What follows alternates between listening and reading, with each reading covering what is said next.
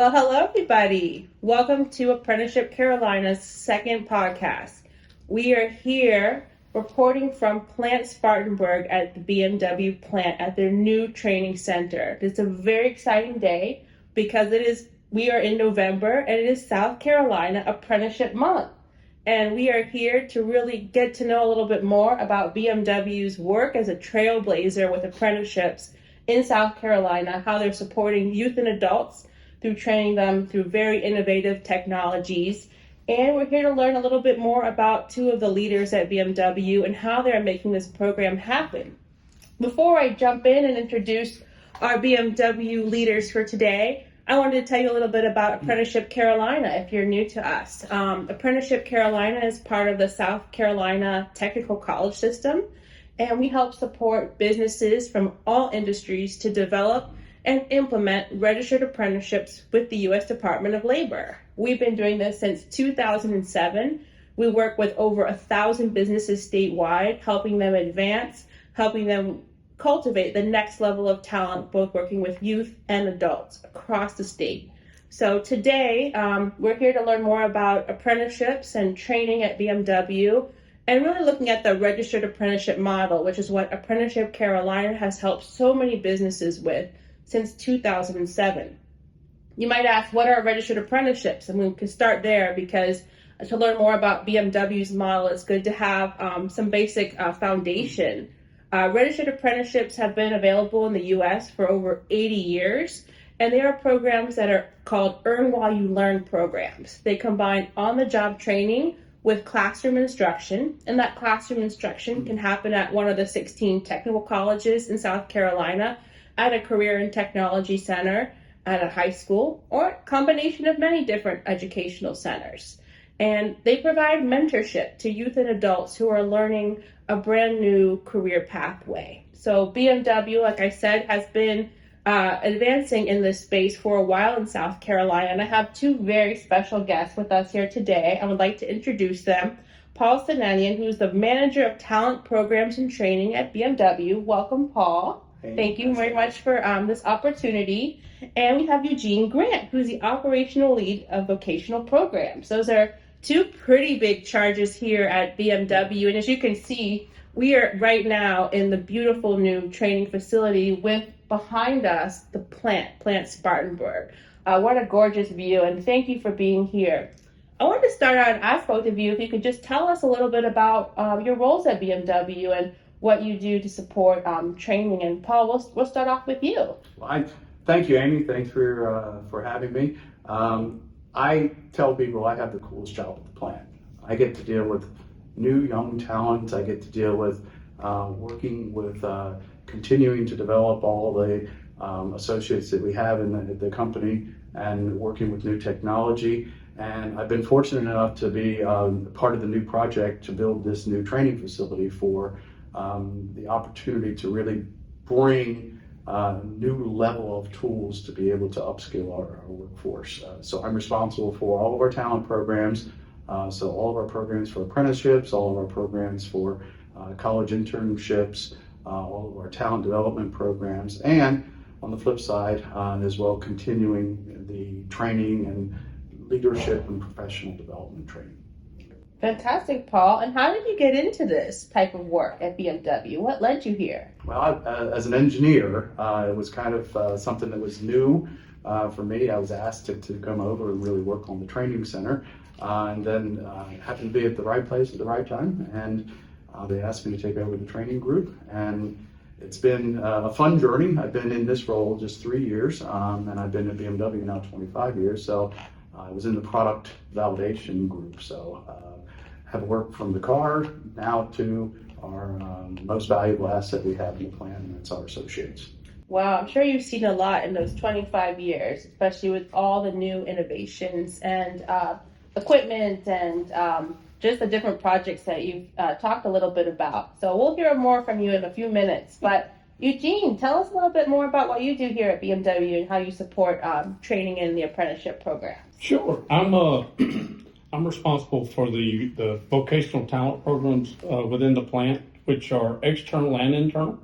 So with our registered apprenticeship programs, which we call scholars, We're working externally where we're bringing in young talent or even non-traditional students where we're looking at some older adults that may be looking at a career change and wanting to come in and do something different, as well as some internal programs where it creates some promotional opportunities and growth for our internal associates. So I have the luxury of having one goal, and that's to make learning fun. And so we try to do some really cool and innovative things because I think you learn by doing. And so, we try to hit the different learning styles that a lot of people have. And so the main portion of it being is, just experiential learning. So I think that's the key. So. And Eugene, tell me kind of what inspired you to get into this type of learning and to carry on that, that learning, that message to all of the future and current employees here at BMW? It was a total accident, actually, for me. It started back years ago. I was in maintenance, and one of my professors at the time asked would I be, interested in teaching a lab for him. And so I taught that lab, digital circuits lab, and I never will forget it.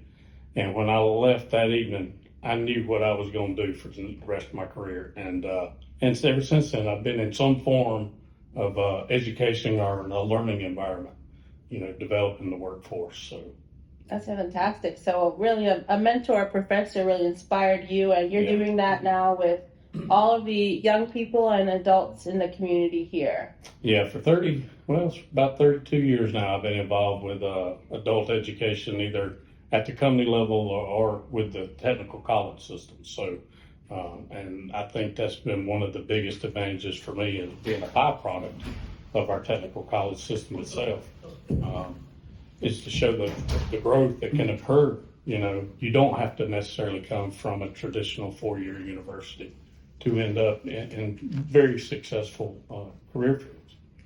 Exactly. We want to hear a little bit more about that and how BMW is helping provide multiple career pathways through apprenticeships and obviously other training programs that you have. So could you tell us a little bit about what BMW offers right now in terms of the apprenticeship programs or apprenticeship type programs that you all, new ones and ones that have been in existence? Tell us a little bit about those programs. Well, if you look at we started our first registered program here in 2011. In fact, we're getting ready in Apprenticeship Month. We want to recognize our 10-year anniversary of our first graduating group. And we call that our Classic Scholars Program. And within that particular group, we have typically 3 traditional professions.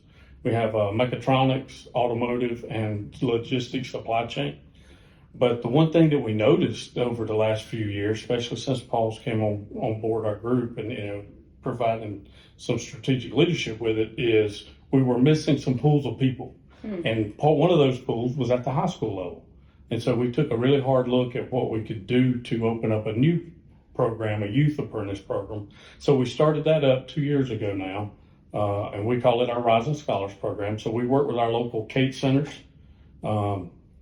and focus on automotive and mechatronics with them. And so we're bringing in, young talent there, which is really great because I think the younger we can capture that talent, the more that we can groom them and shape them into the employees of the future that we want them to be. And then our other brand new program that we've just started is what we call our Fast Track. And this was designed for students who had went to the technical college and had graduated but didn't have any work experience. So they couldn't apply for any of our local jobs here, and so we knew we had a hole in the system. And so we said, well, why don't we bring them in and just put them through a 1-year fast track program to fill in the gaps. And so that's what we've done. And so now between the 3 programs, we're able to capture 3 different pools of people and stages within their educational career path. And I think that's been very successful so far. And that's just one of our pillars of our training group. And I guess kind of throw it to Paul to talk a little bit more about our workforce development programs. And see that what we talked about is a talent pipeline. And what you heard from Eugene is our approach to bringing that new stream in. And what we want to make sure is that we turn over every rock, look at every area of the workforce and say, okay, what else could we do to be innovative and look at the non-traditional streams of talent? We all know the challenges that we're having in the industry right now in the United States of workforce development and really filling in some of these key technological areas. So we had to get creative. And we looked at everything and said, okay, how do we get more creative but make sure that we continue to build that workforce that we need with all the new technology coming? And also not ignoring that we have a talented workforce already here that we may have to upskill for new technologies and continue to develop. So fortunately for our group, we have the entire array of activities from talent pipeline through all development, professional development, technical development. So we can continue to build the entire workforce, both the incoming and the current workforce, to that level that we need for all this new technology. It's very impressive. Very lots of opportunities. No matter what age you are. Obviously, 16 is the minimum age, or 17 here at BMW, and just different levels. Can you tell us a little bit about how many people are already participating in these 3 different programs? And also, that's the first part. Second part is, if you're watching here and you're a parent, or maybe you're in high school or you're in college, what does it take to join them? What do you need to have, and what are you looking for? What is BMW looking for to enter these apprenticeships? Yeah, we have currently with our rising scholars, we're bringing in 24 is the number that we're currently targeting. With our classics program, we're bringing in 70 total, and then with our fast track, we brought in 16. So, or we're bringing in 16 between now and December. And so, and it's spread across the spectrum of the different professions that I mentioned, including us bringing in a few IT, as well as machine tools for tool and die work with our new stamping plant. So, yeah, those are the 3 growth numbers that we're trying to target. And I apologize. What was your second question? So if you have a parent out there, or maybe someone in high school, or someone who just graduated from a technical college, and they learned all about these programs, how can they get more information, and what requirements? Actually, the easiest way to get it is just to go to Google and Google BMW Scholars Program, and the first link that pops up will send you to our webpage. But the webpage is www.bmwusfactory.com, and from there you'll click on link to apprenticeships, and that's the easiest way to find out more descriptions about our 3 programs and how to go about applying. You can also reach out to any of our 4 partner colleges, which is Spartanburg Community College, Tri-County Technical College, Greenville Technical College, and Piedmont Technical College, and they can point you to the website as well and walk you through the steps that's needed to apply. We'll put your cell phone number, Eugene, on the screen. Yeah. That would be yeah. I'll save that for Paul. Okay. And Amy, those are the technical requirements of what it would take to get in here. What I would say is this as well. So let's look at the more transformational aspects of what we're looking for. We're looking for problem solvers, and at the end of the day, we're looking for people who want to have a career at BMW, not just to come in and do a job, but to have the opportunity to come in, to learn a role, to learn a skill set that they can build the foundation for a career. We want somebody to come in and join our family and work with our culture, and to be honest with you, never want to leave. I want somebody to come in and build the skill sets, because we have lots of opportunities here. We're an international company. We've got so many different technologies operating under one roof, that we want to give the opportunity to really build a skill set and to feel like they're part of an organization that cares about them and wants to advance their career. And I tell at our orientation, I want to be here for your retirement. Fantastic. What would you tell, and maybe this is for you, Eugene, working with so many different young people who are figuring out kind of what their pathway looks like at BMW, what would you tell them is kind of the most exciting thing about working here as an apprentice or as somebody a little bit further in their career? I think to me is the product. The product, sells itself. I mean, to me, it's a proud place to work, because you have the opportunity to see the products that we produce, and the satisfaction that you see on customers' faces through videos and stuff when they actually. But then it's back to what Paul were talking about. It's the culture and the environment. To me, that's the key.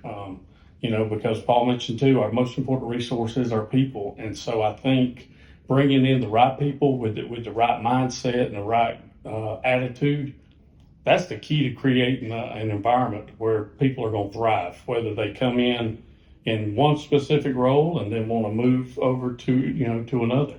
And because a prime example is some of the growth that we've seen in our scholars program. We now have people who have finished the program that are higher than me within the organization. So you can see the talent as it grows. And but back to Paul's point, you don't want people to leave. You want to create that environment where they don't want to leave us. And so I think that's the key, is that you create that innovative, risk-taking excitement that to try to continually improve and get better, and I think that kind of culture is contagious. And so that's the secret. And how would you all say that apprenticeships are helping you with that goal? Well, it's interesting because, again, I started on the product side, so I got the opportunity to really experience the excitement of the product. And now I'm just as excited, if not more, about seeing a young talent come in and actually build the foundation of their career. And you can see that excitement that builds when they have the confidence, they have the tool set, they start to explore a little bit, and they're not always succeeding. They're being challenged. So this role is not one where you're going to come in and succeed right off the bat. You're going to learn. You're going to build a set of tools that you can use throughout life. You can use it throughout your career, but you also can build that leadership. You can build that sense of team. You can build that sense of culture as well. I really love to hear all of this, because I know that you're continuing to grow, and there's been a lot of announcements from BMW lately, and I'm sure our viewers have heard a lot of exciting things. Just on October 7th, this beautiful training facility was launched, and then there are some other announcements. There's this number floating out there, 1.7 billion. Paul or Eugene, can you help tell us what that number is and what that's going to do for the training center and for all of the great things happening at BMW for current apprentices and future apprentices? Well, that's easy. You're looking at now an investment in this plant, an investment in the people of South Carolina, and it's a continued view of the cooperation and the collaborative relationship we have with the state of South Carolina. And what we're doing is we're building with that $1.7 billion the opportunity to prepare the current plant for the electrification that's coming with our new vehicles. So the infrastructure, the talent development, everything that we need here. And we're also building a new plant to fabricate batteries to be able to support the new battery vehicles that we're going to be building here. So the $1.7 billion is an investment in this plant. It's an investment in this workforce. It's an investment in this state. So the company we're home here, and we're going to make sure that our home is prepared for the future. Fantastic. And Eugene, since you're working a lot with the students yourself, can you tell us what does that mean for you and your role, and how you're going to work with the current apprentices and all the future ones that will come here? Well, to me, that's the exciting thing about being in the role that I'm currently in, is the technology is constantly growing and changing. And that's the same with our battery technology. And so those are the exciting things for us, is to take that new technology and then make it accessible for these new young people coming in. And so they can see the history from the older technologies and up to current. So then we can, because the key is to have a fundamental, strong foundation on which to then build these newer technologies that are coming in. So it's like Legos; you just keep stacking it on, and I think that's the key, And from that, it just builds up to whatever your career goals may be, and I think that's the key, though. For me, it's the new technology, it's excitement, And so and that excitement then, bleeds down to them because they want to be learning the cutting edge things that are out there. So EV and Legos, that kind of sounds intriguing, but I won't take us in that direction. Will apprentices, current apprentices, of course, future apprentices, will they get to work, with this great goal I know BMW has by 2030 that half of your sales will be for EVs? Is that something that the apprentices will get to help work on and learn about? Absolutely. Yeah. And that's the thing we have to understand that the workforce development is crucial to our survival. And the workforce is changing. And the technology that we're dealing with is also changing. So we've got both the challenge of bringing in new talent, but also in continuing to develop internal talent. But that's a constant cycle. And we know that something else will change a few years from now. So we're not building a team of associates and team members to just get us through the next few years. We're building that workforce to be able to get us through the next 30 years. So it's a continual challenge to make sure that we're always up to date. But the investment in this training center is one that we knew was going to be necessary to be able to do that at the right level for the future.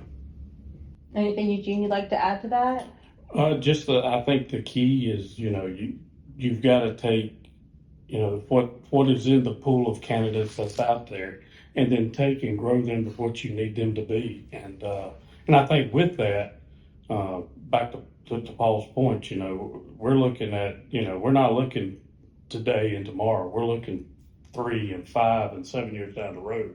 And so, what we're trying to instill in them is really the things we want to see that's going to help us be there in 7 years and in 10 years. So Exactly. Not just what's outside, but right. what's there and above and below. And Exactly. I think you all there's so many exciting things happening here at the plant. And, for people who aren't even in high school yet, just something to think about as you think about your future career. But I do have another question for you all to kind of wrap up.